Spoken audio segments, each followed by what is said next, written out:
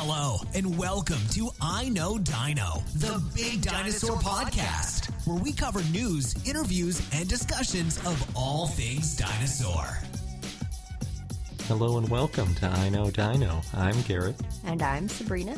And today we have an interview with Josh Cotton, who is a paleoartist at the Brigham Young University Museum. Some dinosaur news and a discussion about Ultrasaurus and Ultrasoros.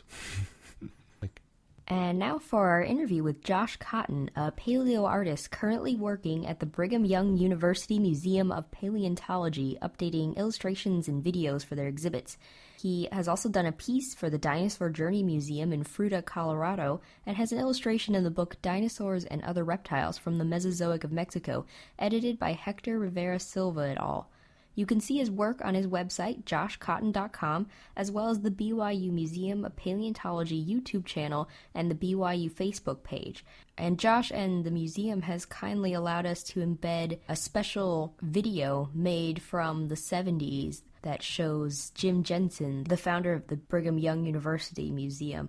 And when we post the show notes, be sure to look out for that video. So we met because you sent us an email that we had made a mistake in one of our episodes about Torosaurus, which we would like to correct. So I did a little more research on it. I knew a little bit more about it, but I was a lot more familiar with the Brontosaurus debates and everything than Torosaurus. So that's exciting stuff too.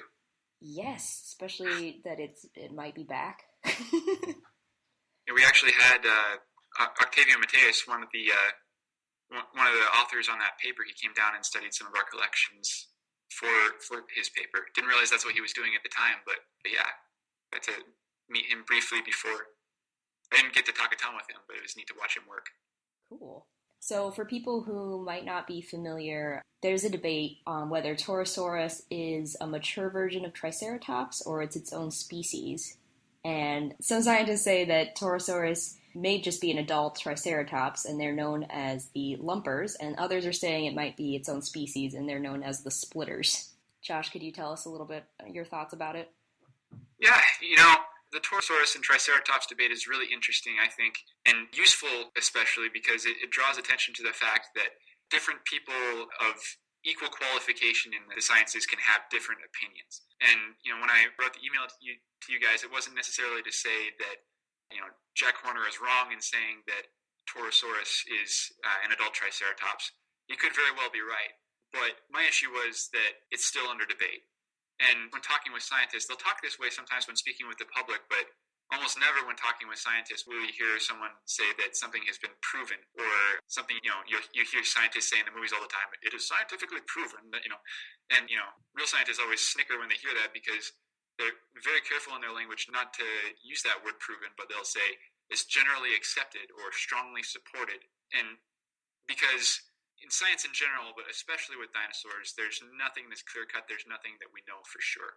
There's strong evidence that points us in different directions and helps us restore dinosaurs to the best of our ability. But there's a lot of things that we just don't know.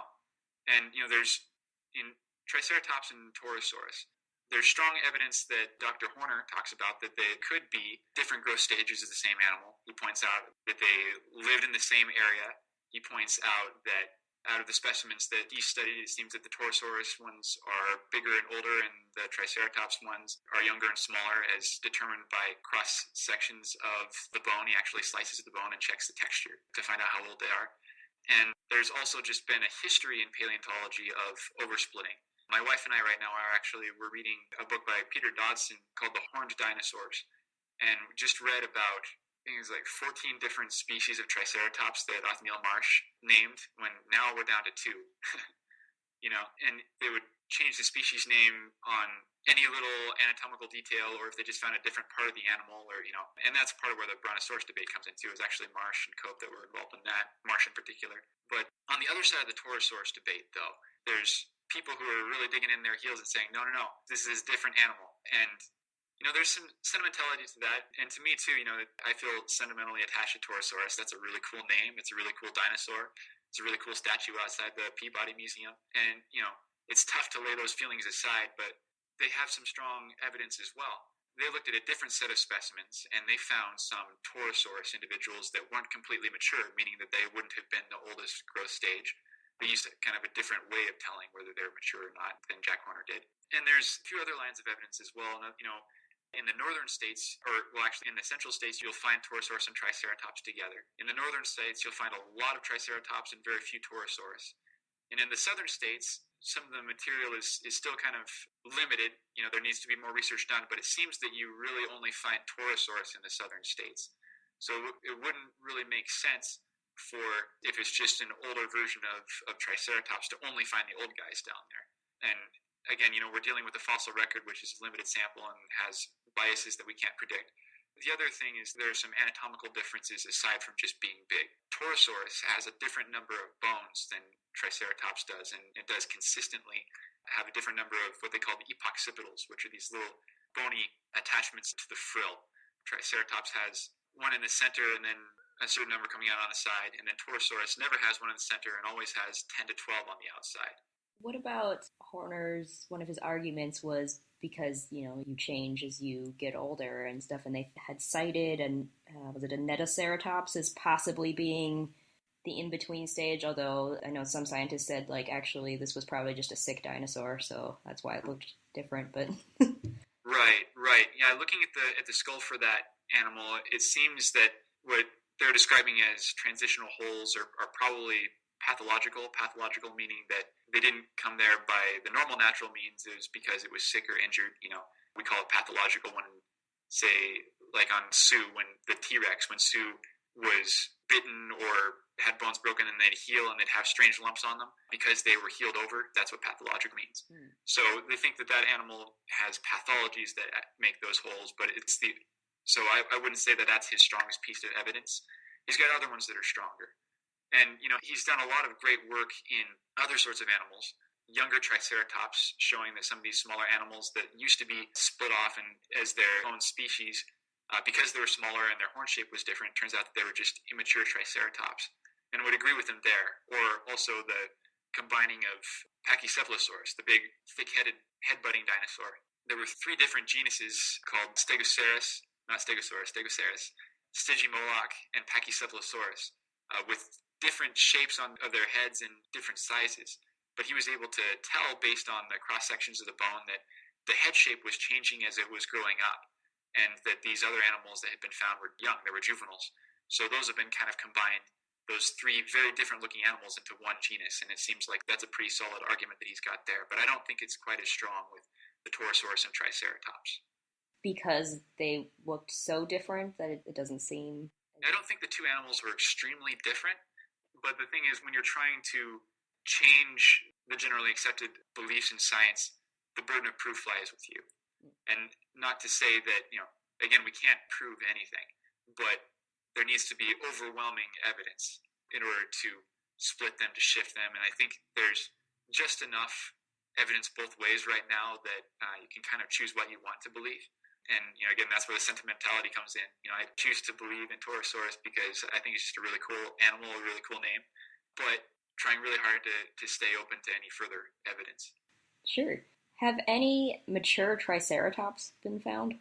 Absolutely. Lots of mature Triceratops have been found. And that's part of the issue is I had sent you guys a video of a debate between Jack Horner and another scientist at Yale, and they were talking about how some of the individuals of Triceratops they found seemed like they were older and had bones that were more fused and they were more mature than some of the specimens of Torosaurus that they found or had access to that Dr. Horner didn't have access to. So it would seem that there were just 2 very large herbivores and that the world was big enough for the 2 of them. Similar situation to what you find on the African Serengeti today. We've got here on BYU campus, we've got the Bean Museum, the Montiel Bean Life Science Museum, and there's some great taxiderm mounts of some of these huge African herbivores. Some of them live in the same environment and they're enormous, and some of them have very similar modes of life and are eating some of the same stuff. But there's as much as there's competition between species, there's no hard and fast rule that only one species in a certain niche can live in an environment at a time, especially in a world as plentiful as the late Cretaceous. I thought I had read somewhere that there are a lot more Triceratops specimens than Torosaurus, and I know part of that could be just we haven't found a lot of Torosaurus yet, but do you think that adds any weight to the argument that maybe this means they could have been the same? You know, that could go two ways. It's difficult when you look at the fossil record to try to make any judgment calls about population. There are these things called preservational biases, which basically means that in some environments, certain things preserve easier than in other environments.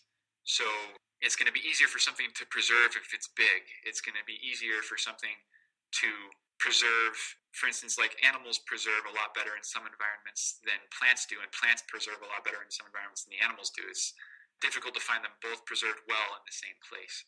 Also, I was talking with Dr. Sheets the other day. It's kind of odd to think, we think we've got this big picture of the world of the dinosaurs when really we've got a lot of pictures of river bends and lake shores.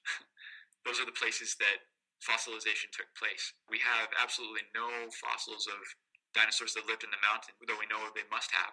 And, when you think about animals today, they move to different places at different times of the year. A lot of, migrations happening. And so who's to say that, during the time that the flood season, while all these dying animals are washed together and their bones are preserved, that maybe that was a time of the year that the Torosaurus had migrated to a different area, So it's tough to make any judgment calls about what an actual population would be like based on the count in the fossil record. You can try, but it's not particularly reliable that way. Yeah, that makes sense. So I guess the general takeaway is that there's evidence on both sides, and this is still definitely up for debate, and it's been going on for a while. Horner and John Scannella presented this hypothesis back in 2009, and it's ongoing. So, all right.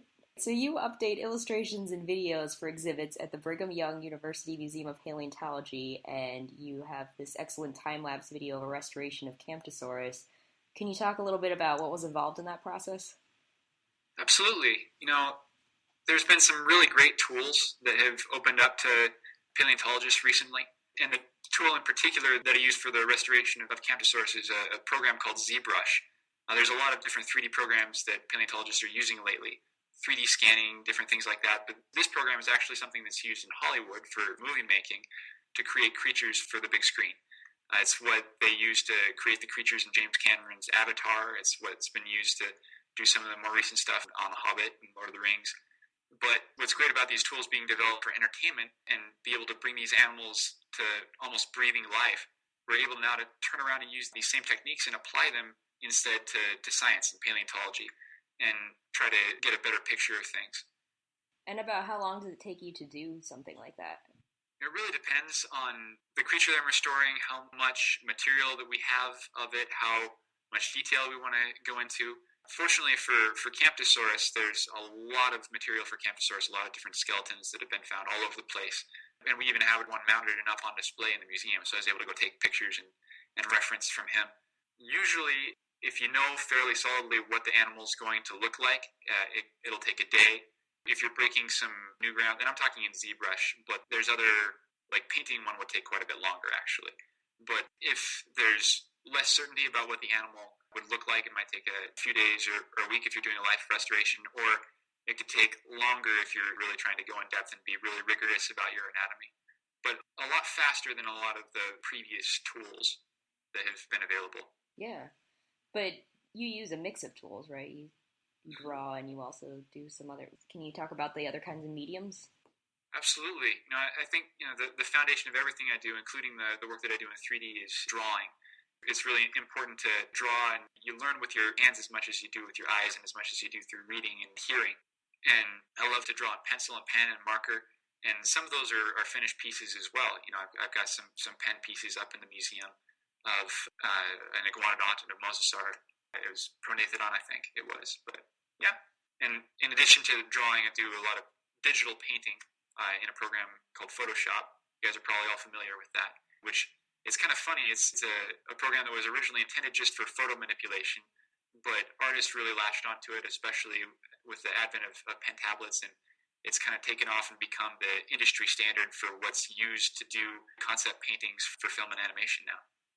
So how often do exhibits at the museum need to be updated? It's important to update an exhibit whenever there is a change in our understanding of the dinosaurs. At first, there was just a lot of updating to be done all around. There are a lot of fantastic scientists and artists who've worked at the Museum of Paleontology over the last 40 years since Jim Jensen founded it. But our understanding has changed a lot since then. Our understanding has even changed quite a bit since the release of Jurassic Park, But those are the dinosaurs that everybody still imagines. So there's a lot of changing of some of the displays that way. And even some of the stuff that I've done since starting work at the Museum of Paleontology, 3 or 4 years ago, even some of that stuff is already gone out of date. I mentioned the iguanodont and the mosasaur, the prognathodon. And both of those, are nice drawings, but unfortunately, I shouldn't say unfortunately, it's fortunate that we learn new stuff, but, our understanding is updated so that, we found some trackways of animals related to our iguanodont, and it turns out that the scientists who published these trackways showed that their wrists are oriented in a little bit different way than what I had restored. So that one needs updating now. Also, the mosasaur, it turns out that mosasaur skin impressions that have now been found don't have all the crazy spiky scales that I had restored this particular one with. I kind of give it some alligator-type armor, Turns out they have much smoother, more pebbly scales, and so that one needs to be updated as well. So, yeah, it's always changing, and that's part of what's exciting about it. It keeps the imagination going and realize that nothing's permanent, but that we're striving towards restoring these things, and the work's never done. So you mentioned Jurassic Park, so I have to ask, what are your thoughts on the upcoming movie? And also, I know they're incorporating some of the new things scientists have figured out about dinosaurs in the last 20 years, but not everything yet. Right. I love the original Jurassic Park. Not as big a fan as the second movie. I love the third one. Not everybody likes that one, but I liked it. And I think, I can understand for working as I do both in entertainment and in science, wanting there to be continuity between films. I can understand that. And also, the idea of feathered dinosaurs is kind of old hat to science, but a little bit newer to the public. That's been kind of slow on the uptake. And a lot of the artwork that has been done of them, been people who were trying to express that dinosaurs had feathers, but haven't had much time to explore how feathers work on birds. And really, it's been difficult to get to the point where we get those drawings that look good. So a lot of people think, feathered dinosaur, that's not scary, that's not fun, But I think some artists, though, are starting to really get it and get some nice reconstructions out. But, I think as a PR decision, I can understand why they would do that as well. So, a lot of people say it's just a movie. And it is that, as much as I can understand and respect the decisions that they made in terms of PR and in terms of continuity with previous films, I am a bit disappointed because, the spirit of the first movie was we had this old image of dinosaurs. Here's the new science being brought to light.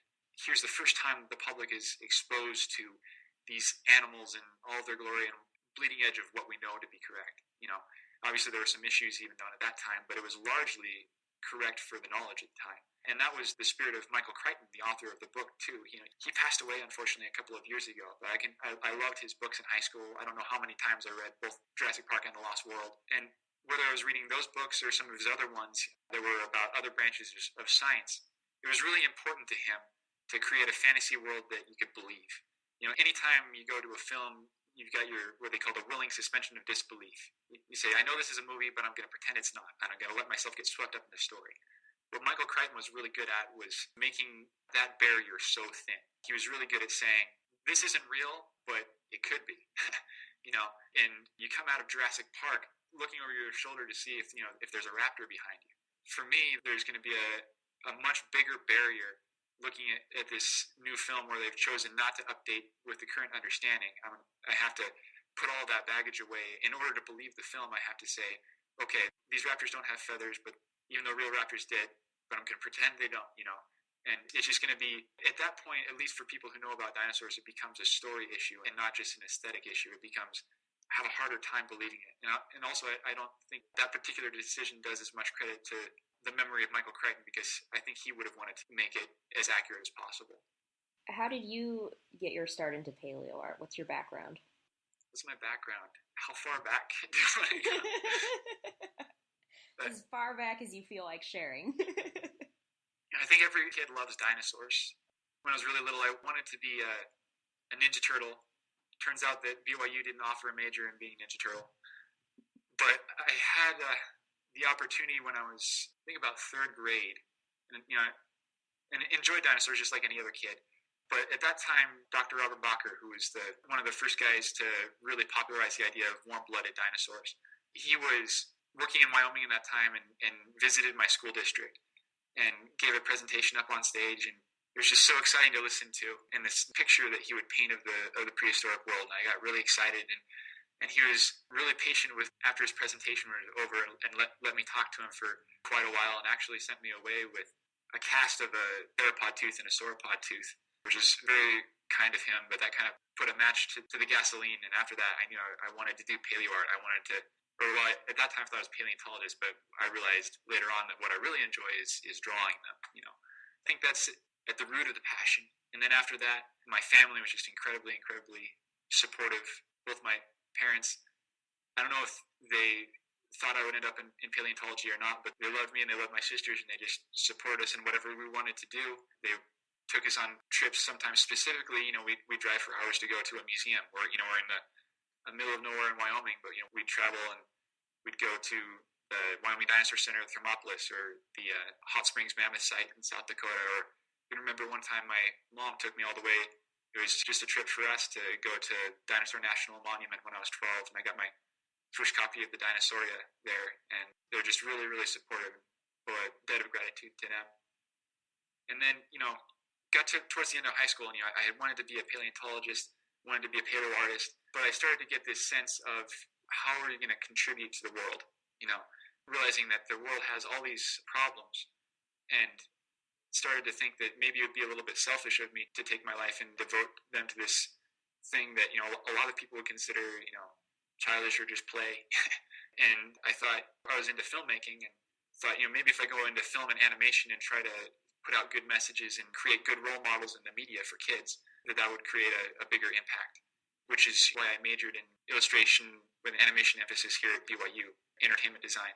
And I still intended to do that, but when I got to BYU, I stopped by the Dinosaur Museum here across the street from the football stadium, and noticed that there was a lot of fantastic material on display.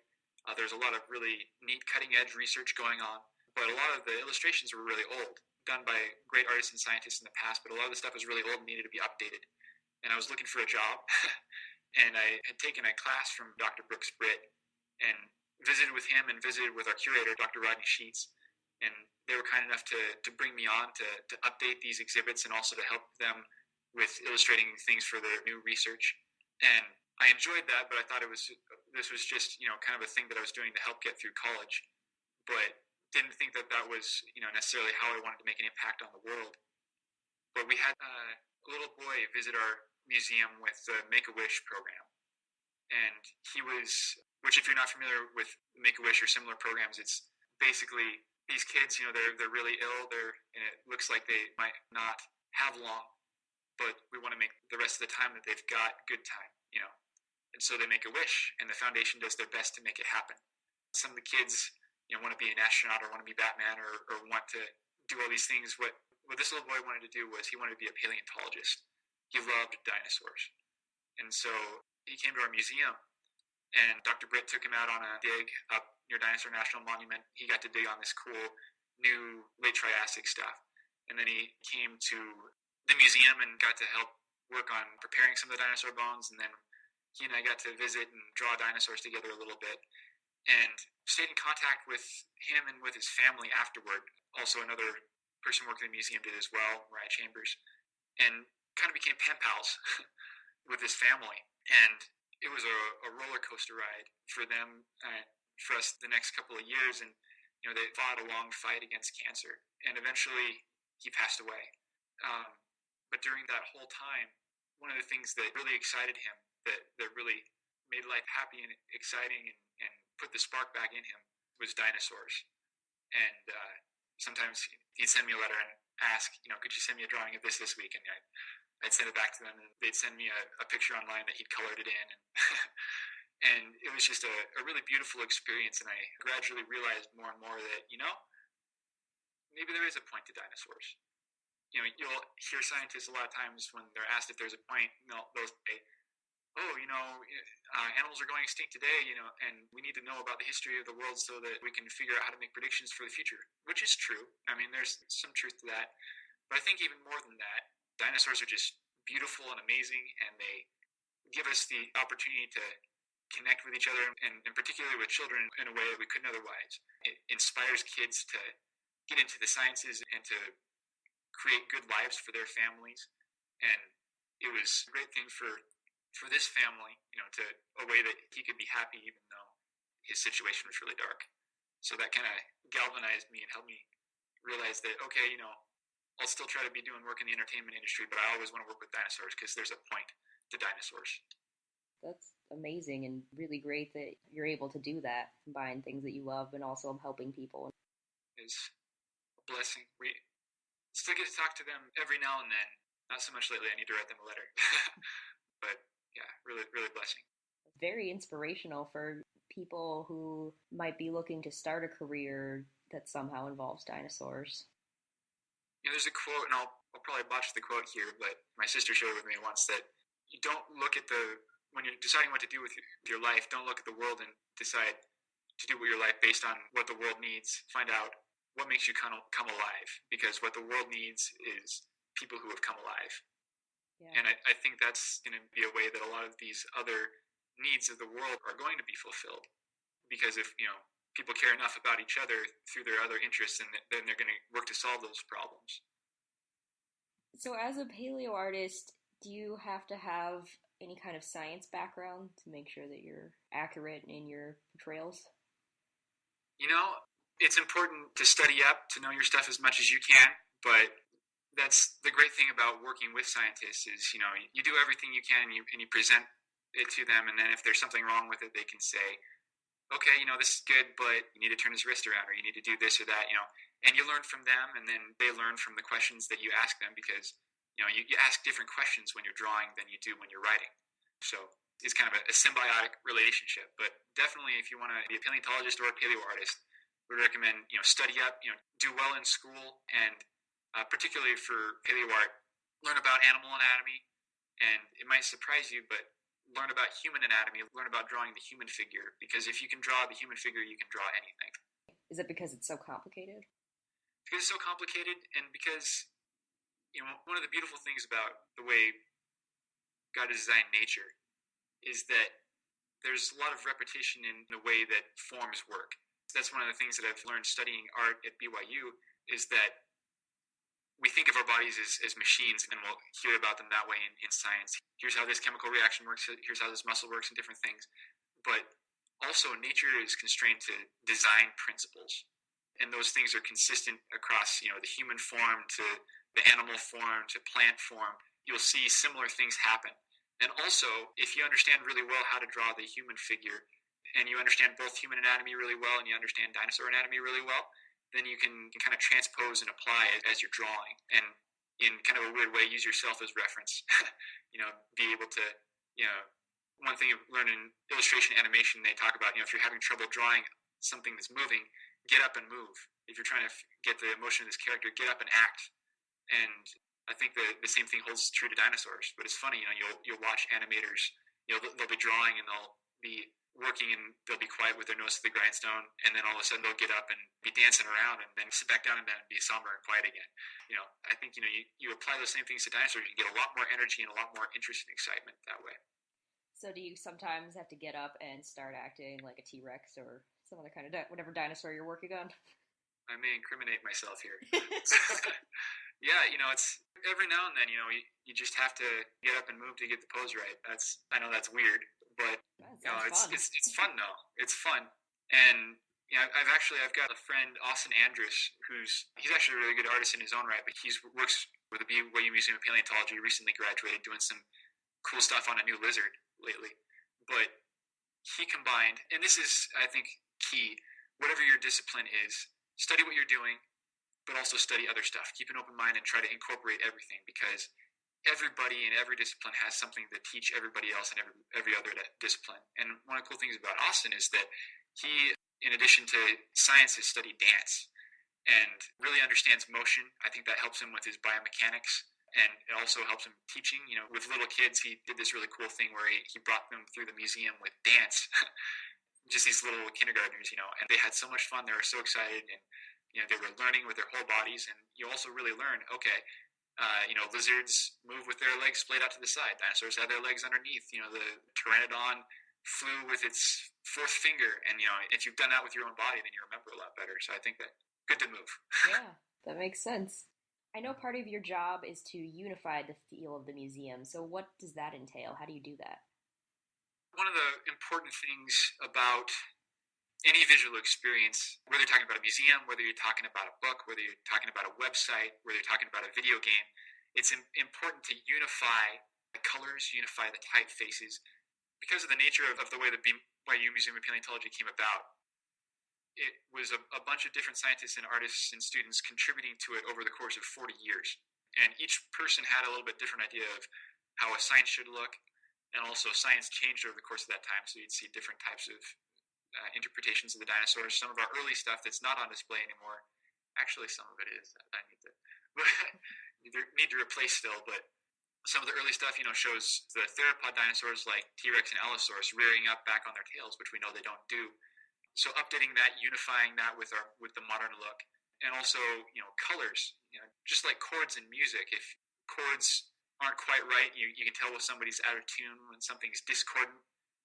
The same thing happens with colors. It's important to have colors that are in harmony and unified through the course of the museum. And the thing is, we had all these signs that had been created through different times. Carpet that was brought in after those signs, so it didn't jive quite the same way with them. And so just kind of looking at, okay, what are the colors of the museum? Let's make new signs that work with those colors, that have updated information, that have unified look as far as their typeface and their graphics. And so you go in and you're not distracted by how scattered all the visual styles are, but you're able to have a learning experience. That's interesting. It's definitely something, like, as a visitor to the museum, generally probably don't even take that into account or even notice, but it makes a big difference. Absolutely. Yeah, and honestly, you're doing a good job. People don't notice. they just, enjoy, and that's kind of the goal. But you gave a little bit of a history of the museum. I was wondering if you could expand upon a little bit. I know Jim Jensen, yes. It's all good. Yeah, the dinosaur Jim Jensen, as he was known back in the day. Really interesting character. He worked after World War II. He helped reconstruct Pearl Harbor, and he was really good with his hands. He was a mechanic. And then he went to Harvard, where he was employed there as kind of a handyman around their museum. He was such a quick learner. He was from Leamington, Utah, by the way. Put in a plug for them. Really cool place. But he was a really quick learner, and he fell in love with the dinosaurs. And he had all these great ideas for exhibits, and they actually started putting him in charge of the exhibits over at Harvard, and he was innovating in different ways that he could mount the dinosaurs. And then they started taking him on expeditions because they knew he could fix anything. He went to Antarctica, he went to Argentina, and did some of the first paleontology down there, along with some of his cohorts. And then he came to Utah, and Brigham Young University, which actually, interestingly enough, is a religious institution, but he came down there, and they brought him on to start collecting dinosaurs. And he eventually persuaded them to let him build a museum. And the Museum of Paleontology was actually, and still is, an extension of his old lab, so we're still pretty small. But again, a lot of great material. He collected one of the largest and most complete collections of Upper Jurassic dinosaur bones in the world. Probably the greatest collector since Barnum Brown. Just a lot of great material, and scientists still come today from all over the world to look at our material, like Octavio Mateus for the recent paper about Brontosaurus, about bringing Brontosaurus back. He came down and looked at some of our stuff. And yeah, Jim Jensen ran the Museum of Paleontology for many years, until he passed away in the late 90s, and there have been a couple of other curators since then. Currently is Dr. Rodney Sheets, and he focuses on ornithopods, the fleet-footed plant-eating dinosaurs, particularly in the early Cretaceous, and we're doing a lot of work on those, and also on some early Cretaceous sauropods and late Triassic theropods with Dr. Britt. So what are some of your favorite projects that you've worked on at the museum? I love especially, it's fun working at the museum no matter what you're doing, because it's for dinosaurs. I remember when I first started working and there was a spill on the ground in collections, and I started mopping it up, and I was just grinning from ear to ear because I was mopping in a dinosaur museum. Just really excited about that. But So whatever I do is a blast. I start out doing some preparation work. I've done some field work on some dinosaur digs. I've done help in research with taking measurements and 3D scans and working with some more recent animals and things like that. But still, my very favorite thing is reconstructing a new animal, followed closely by reconstructing already known animals. I love, my parents when I was, particularly my mom, she always wondered, we go to a museum and we leave from the gift shop with like a cast of a claw or something. He's like, why do you always have to go and come back with this dead stuff? Really supportive, but she had a hard time understanding the dead stuff part. But the thing is, it's not dead stuff. It's stuff that used to be alive. And I love imagining them alive, and I love when I think about what they would act and putting them, in dynamic poses and instances in their life. And I love that special place that happens in paleo art where, a lot of art is, imagination from nothing, which is fun too, and there's a lot of value in that. But what's great about paleo art is you've got this foundation, and you've got imagination given these constraints. Given this skeleton and what we know about dinosaurs from all this other research, what do you think it would look like? So you try to fill all the holes, you try to guess how it would have behaved and colors it would have been and textures and different things like that. And I think that's a blast. I love the, and also because, we talked a little bit earlier about Jurassic Park, imagination that you think could be real.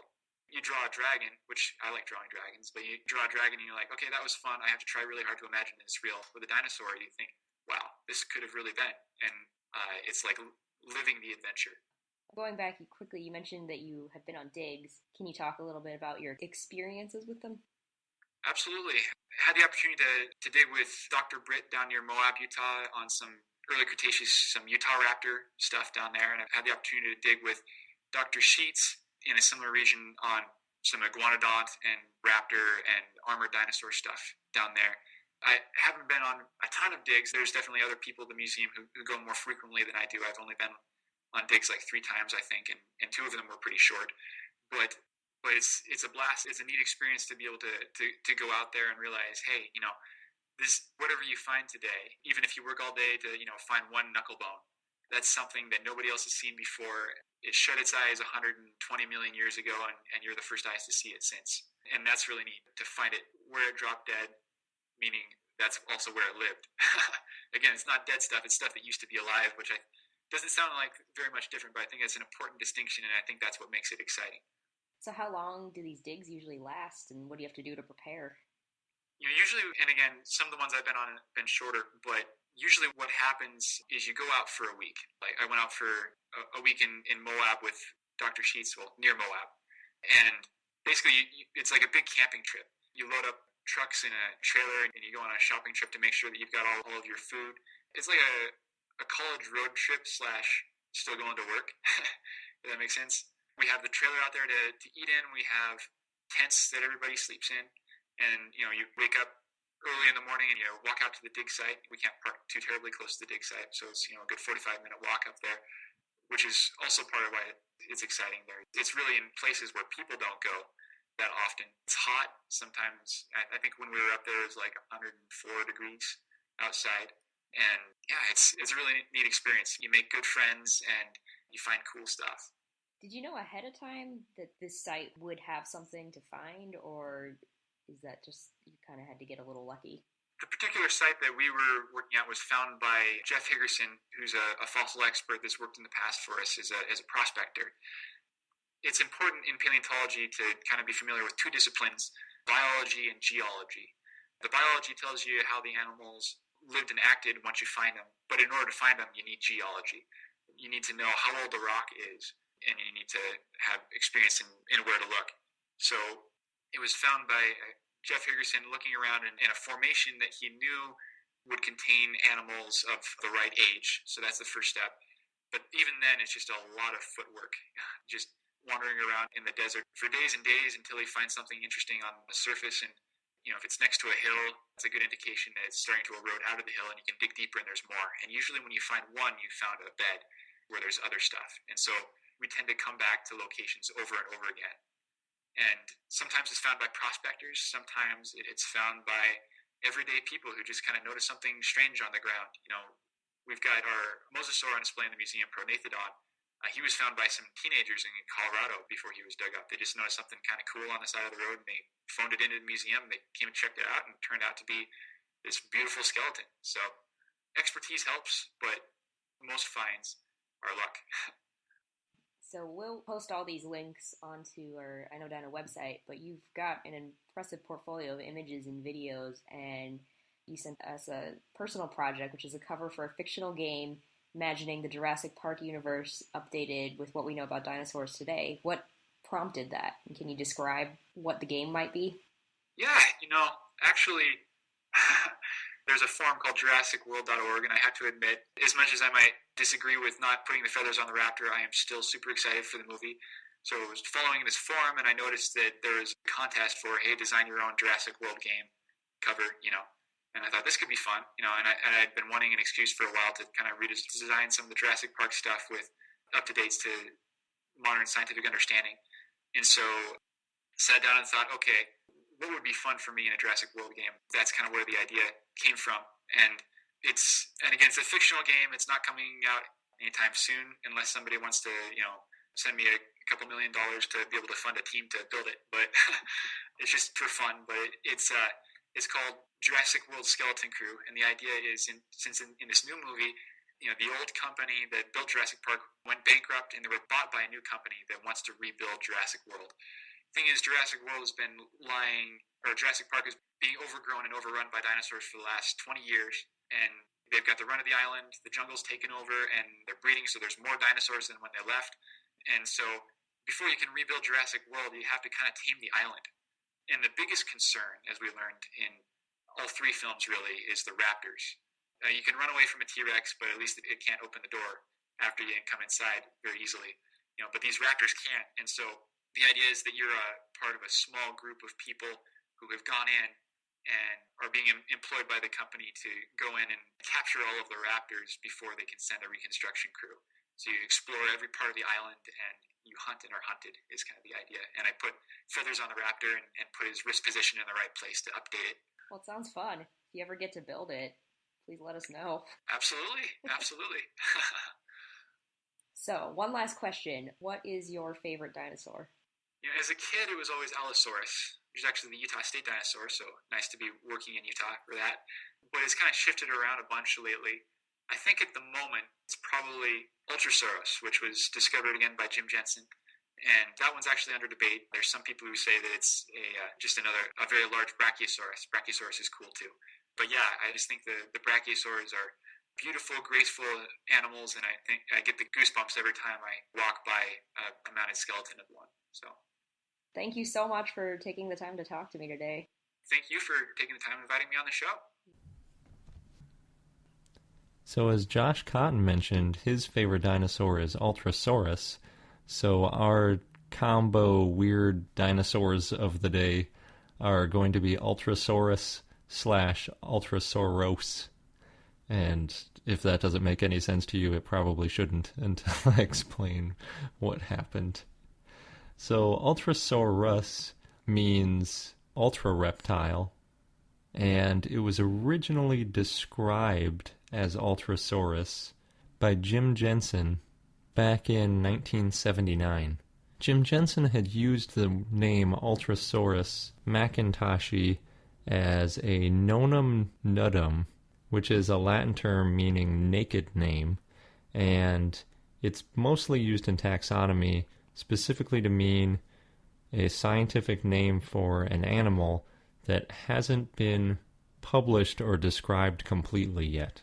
So Jim Jensen started talking about some fossils that he found in 1979 and describing them as Ultrasaurus mackintoshi.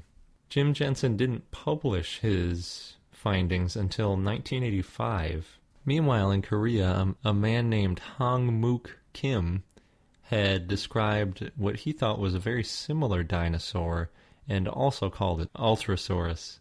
In his case, he called it Ultrasaurus tabriensis. So Kim published his findings about what his dinosaur was back in 1983 and used the same name, as I said, believing that they would be in the same genus. Then in 1985, when Jim Jensen published his Ultrasaurus, it was determined that they weren't related enough to share the same genus, so they needed to use different names. So what Jensen did was he changed the name to Ultrasaurus. One of Jensen's peers had actually suggested that he rename the dinosaur Jensenosaurus, but he really didn't like that. I guess he was attached to Ultrasaurus, so he came up with the Ultrasaurus idea instead. So when Jim Jensen described his Ultrasaurus/Ultrasaurus, he described a dorsal vertebrae as well as a large scapulocoracoid, and that's basically a shoulder bone. So he believed that this large vertebrae was part of an incredibly large dinosaur, thus the Ultrasaurus, and that the shoulder bone was larger than anything that had been found in a Brachiosaurus, despite being a similar style, so that they probably belonged to the same species of large sauropod. Ultimately, Jim Jensen used the dorsal vertebrae that he discovered as the holotype for his Ultrasaurus McIntoshy. So the holotype is the bone that identifies the species in archaeology. So because of that, all the future discussion of Ultrasaurus McIntoshy is based specifically on that bone, not on the shoulder bone, which he later added into what he thought was Ultrasaurus. So his peers at Brigham Young University published a paper that they called A Reassessment of Ultrasaurus McIntoshy in 1996. So they basically outlined exactly what they thought about the fossil, specifically BYU 9044, which is that particular dorsal vertebrae, as well as the shoulder bone, which is the specimen BYU 9462. So when they looked at the dorsal vertebrae, they decided that it really looked just like a Supersaurus vertebrae. And in fact, it was discovered in the same area, the Dry Mesa Quarry in the Morrison Formation of western Colorado, where Jim Jensen had earlier discovered Supersaurus. So it's a kind of mistake that you might expect to be able to make. There is a lot of debate about what part of the back the vertebrae came from. Some people say it was near the pelvis, some people say it was near the head, and then everything in between. But it appears that most people agree that it was in fact a dorsal vertebrae. Because the Ultrasaurus holotype dorsal vertebrae has been now assigned to Supersaurus, Ultrasaurus McIntoshy is now considered to be a subjective junior synonym of Supersaurus. And that basically just means that if you ever say Ultrasaurus McIntoshy, that just means you're talking about Supersaurus. As I mentioned, those same peers also looked at the shoulder bone that Jim Jensen had described along with the vertebrae. And what they decided was that that shoulder bone could have definitely come from a Brachiosaurus. So Jim Jensen's original statements about that shoulder bone and why it belonged with the dorsal vertebrae was that that shoulder bone was much larger than any Brachiosaurus shoulder bone. But when they looked in more depth, they found that other mounted Brachiosaurus branchi shoulder bones were actually larger, so it didn't make sense to say that this had to have come from another species because it was so much bigger than anything that had ever been seen in Brachiosaurus, because in fact there are examples of Brachiosaurus shoulder bones that are even larger than this. That fossil is now just considered another example of a Brachiosaurus shoulder bone, and as I mentioned, Ultrasaurus McIntoshy is just considered another name for Supersaurus. It seems like if he had called the holotype of Ultrasaurus that shoulder bone, then Ultrasaurus would just be a subjective junior synonym for Brachiosaurus, and that vertebrae would just be a misclassified Supersaurus vertebrae. But that's not what he did.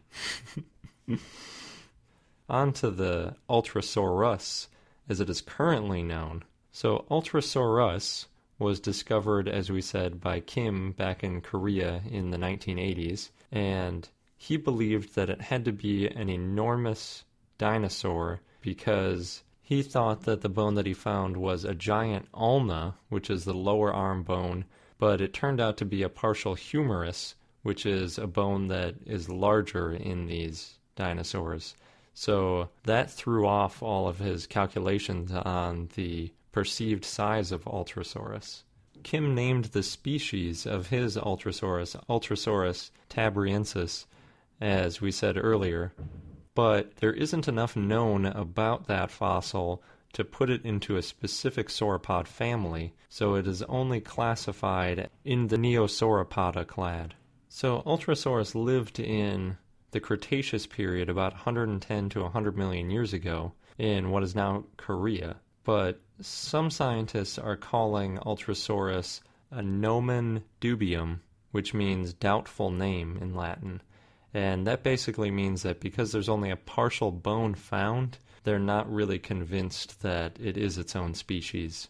This was further exacerbated when they discovered that the bone put it more in the range of other sauropods rather than being so large that it was unlikely to be one of the previously discovered sauropods. So it's a little bit unclear where Ultrasaurus would sit in the family tree, or if it's just an already known sauropod. So to summarize, the Ultrasauros, described by Jensen, is what is referred to in paleontology as a chimera, and that means a fossil that's reconstructed by elements from different species. So the shoulder bone of a Brachiosaurus and the spinal vertebrae of a Supersaurus. And the Ultrasaurus that was described by Kim in Korea may not be its own species, depending on who you ask, because there's still quite a bit of uncertainty around that fossil. So that's the long story of Ultrasaurus/Ultrasauros, and it's a little bit unfortunate that it may not have been its own dinosaur at all, depending on who you ask. But it's always interesting. There were a few sources that I found, old news articles about Ultrasaurus, and it's always sensationalized, where people talk about it could be the new largest dinosaur, look how huge it was, and then they always seem to shrink as the research gets published and they look more in depth at what the bones actually meant and how much meat would have actually been on that dinosaur. At least we always learn something from these things, even if it isn't a new largest dinosaur. So our fun fact of the day is that sauropods had an especially low encephalization quotient. And the encephalization quotient, or EQ, you can think of as just a super big ballpark guess at how smart an animal might have been. It's essentially just a ratio of the mass of a brain to the mass of the animal. So a human is about a 7.5, a dolphin is about a 4, a chimpanzee is about a 2.5, a dog is about a 1.2, an elephant can range between 1.2 and 2.4, and a rat is about a 0.4, but unfortunately for those sauropods, they were about a 0.2 on the scale. And of all the dinosaurs, it looks like they were about as low as it gets. Even the Stegosaurus that we've mentioned, not being that intelligent, was about a 0.6 on the scale. So, poor sauropods. There was a big point in the spinal column near the tail that scientists used to think was a secondary brain, but now it's typically just referred to as an enlargement in the spinal cord. And that wraps up this episode of I Know Dino. If you like what you've heard, please leave us a review on iTunes. Until next time. Thank you for listening to I Know Dino. If you have any questions or comments about dinosaurs, we'd like to hear from you at plesiosaur@iknowdino.com. And for more information on dinosaurs, go to iknowdino.com or follow us on Google, Facebook, Tumblr, or Twitter at I Know Dino.